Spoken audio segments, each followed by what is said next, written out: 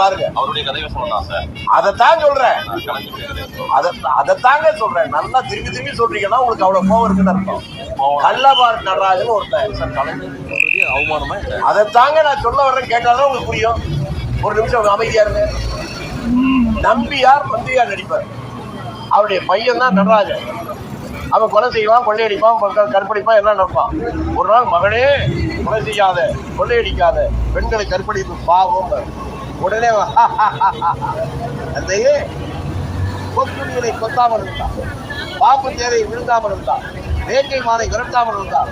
நானும் கொலை செய்யாமல், கொள்ளையடிக்காமல், பெண்களை கற்பழிக்காமல் இருப்பேனப்பா.